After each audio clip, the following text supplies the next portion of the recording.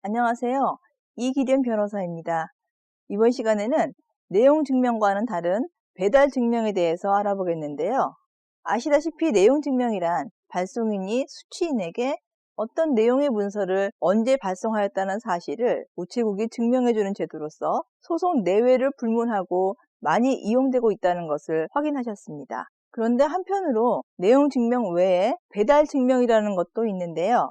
이것은 내용 증명과는 다르게 우편물이 언제 누구에게 배달되었는지를 증명하기 위하여 마련된 제도입니다. 즉, 내용 증명이 발송이라는 사실에 주안점을 둔다면 배달 증명은 도달에 중점을 두는 것으로 이해하면 되겠습니다.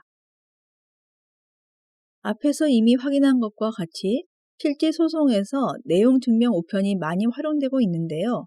배달 증명 역시 내용 증명 못지않게 중요한 경우가 있습니다.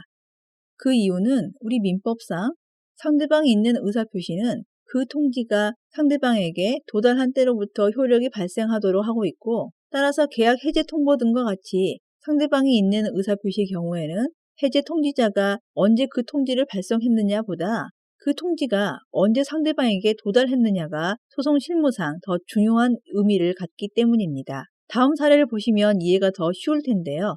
같이 보실까요?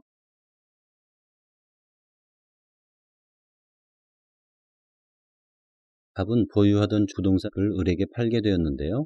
이에 따라 갑과 을은 계약금을 주고받으면서 중도금은 모두 2번에 걸쳐 약정하고 잔금 날짜는 계약일로부터 2달 후로 정했습니다. 그런데 국내외 경기가 갑작스럽게 악화되면서 금융권에서는 신규 부동산 담보대출을 줄이거나 폐지하게 되었습니다. 이렇게 되자 담보대출 자금으로 중도금을 지급하려던 을의 계획에는 차질이 생겨서 을은 애초 갑과 약정했던 날짜에 중도금을 지급하지 못하고 말았습니다. 부득이 갑은 을에게 약정한 기일에 중도금과 잔금을 지급하여 줄 것을 요청하는 취지로 내용증명 우편을 보내게 되었습니다. 그렇지만 은행권의 담보대출 규제사항은 쉽게 풀리지 않았고, 더구나 경제위기는 더 심화되어 당분간 회복되려면 2, 3년 정도의 시간이 더 필요하다는 분석이 이어지면서 을은 매매계약서에 기재된 2차 중도금 지급 기일에도 중도금을 지급하지 못하고 말았습니다. 상황이 이렇게 되자 갑도 더 이상 을의 처지가 나아지기만을 기다릴 수 없어서 또다시 내용증명 우편을 보내면서 갑이 지정한 날까지 중도금을 지급하지 않으면 계약을 해지할 수밖에 없다고 통지하게 되었습니다. 그러나 을은 갑이 지정한 기일에도 역시 중도금과 잔금을 주지 못하게 되었고, 갑은 매매계약을 해지한다는 내용증명 우편을 보냈는데요. 그런데 뜻밖에도 을은 갑으로부터 받은 매매계약을 해지한다는 내용증명을 수령한 사실이 없다고 말하면서 오히려 갑에게 성실히 계약을 이행하라는 내용증명 우편을 보내왔습니다. 이런 상황이라면 갑은 어떻게 하는 것이 좋을까요?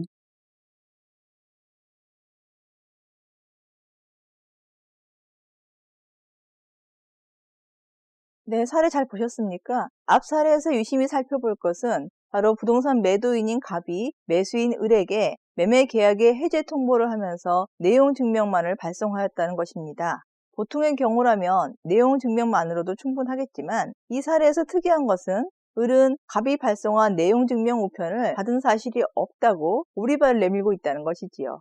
앞 과정에서도 자세히 살펴보셨을 것으로 짐작이 되지만 통상 부동산 매수인이 중도금이나 잔금을 지급하지 않을 경우 매도인의 입장에서 법률적으로 매매 계약을 해지하기 위해서는 최소한 한 차례 이상 대금 지급을 최고해야 하는데, 이렇게 최고를 한 사실을 입증하기 위해 내용 증명 우편을 보내는 것입니다.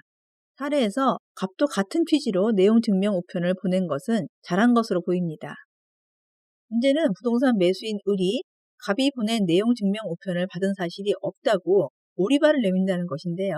이런 불량한 매수인을 상대하는 것은 여간 힘든 일이 아닐 겁니다.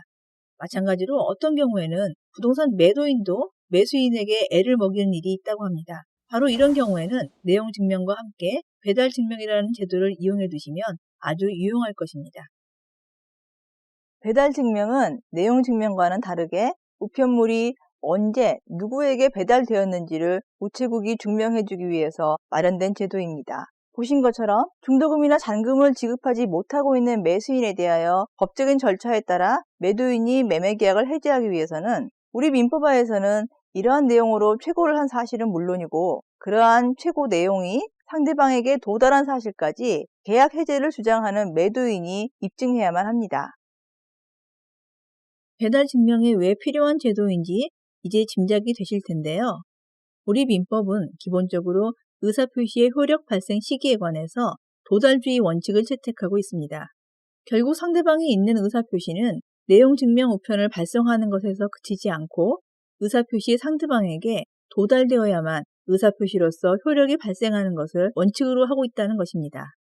민사소송법의 입증책임의 원칙상 이러한 사실은 그 행위를 한 사람, 즉 발송한 사람이 모두 입증해야 합니다. 결국 법률적으로 볼 때 도달이 필요한 의사표시일 경우에는 내용 및 배달 증명 우편을 보내는 것이 내용 증명만 보내는 것보다는 안전하다고 할 수 있다는 건데요. 그렇다면 다음으로 도달이 필요한 의사표시가 무엇인지를 또 확인해야 하겠습니다. 물론 여기에서 도달이 필요한 의사표시를 구체적으로 전부 열거하기는 어렵지만 앞에서 본 부동산 거래와 관련하여서 본다면 계약 해제를 하기 전에 하는 최고의 의사표시, 계약 해제 또는 해지 의사표시, 중도금 지급길 이전에는 해약의 의사표시, 임대차 계약에 있어서 묵시적 갱신을 막기 위해 임대차 계약 종료 또는 조건을 변경한다는 의사표시 등이 대표적인 경우가 될 수 있겠습니다.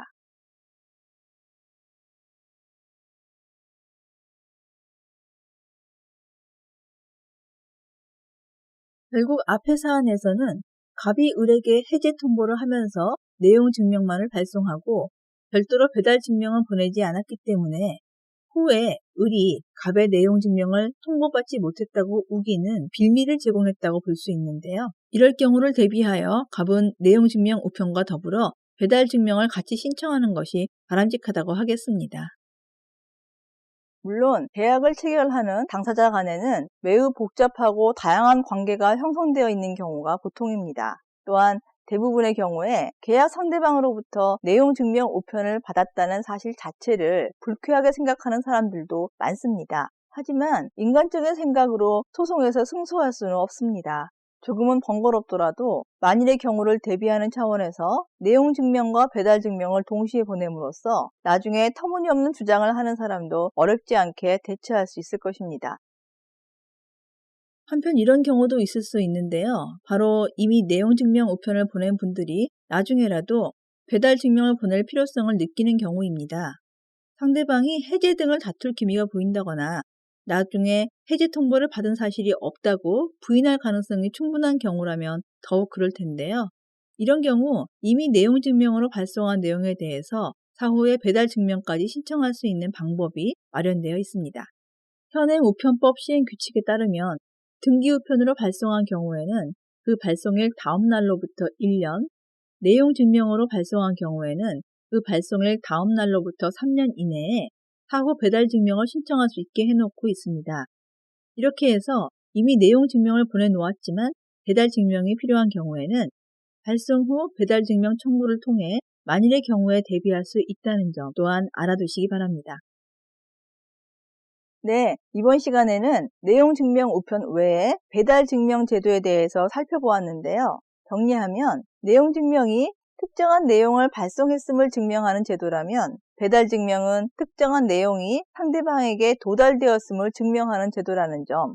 법률 행위의 의사표시, 예를 들어 해제의 의사표시는 그 의사표시가 상대방에게 도달되었을 때 효력이 발생하며 소송에서는 그 의사표시가 도달했는지에 대해서도 발송자가 입증 책임을 진다는 점.